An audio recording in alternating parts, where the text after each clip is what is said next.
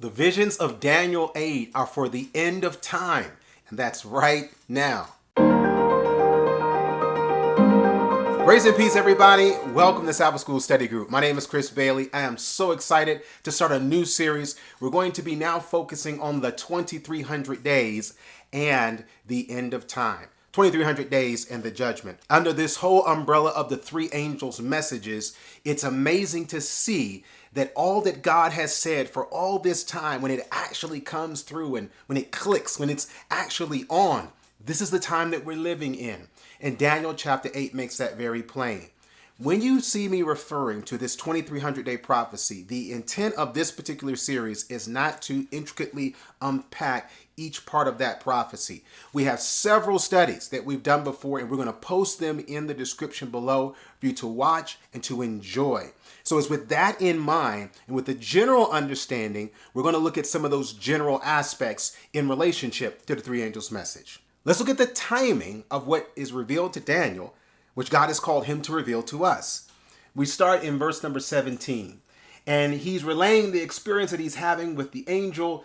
And so he came near where I stood, he says. And when he came, I was afraid and fell upon my face. But he said unto me, Understand, O Son of Man, for at the time of the end shall be the vision. While Daniel was given visions which covered the whole breadth of history, pretty much from Babylon all the way into the end of time, even to the second coming, it's interesting now that these particular visions and this particular message is applicable to the end of days. That's what the angel says to him. It's really cool to note, too, Daniel's reaction when he sees this angel, his response. It was fear. This was a man of God, but he was afraid to see this divine being. Remember that when we hear about people having dreams and visions today of them seeing angels and how they react. But as we go forward in the chapter, Daniel continues to relay his story. He says to Daniel now, this angel that he was afraid of, he says, Behold, I will make thee know what shall be in the last end of the indignation. For at the time appointed, the end shall be. At the time appointed.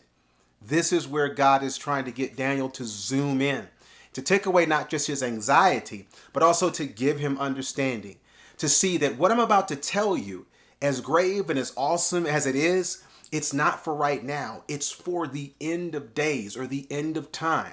If that wasn't enough, it happens a third time. Here in Daniel chapter 8, verse 26, where the angel says, And the vision of the evening and the morning which was told is true.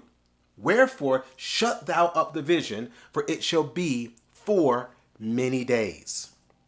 Many days. The counting of days is what we're going to be doing a little bit of in this series. But as the angel is speaking to Daniel, what we want to take away from that is the fact that the angel is pointing Daniel forward. He's pointing him into history. So if this angel, is pointing Daniel to history, that means us and we today, we're looking back at them pointing at us.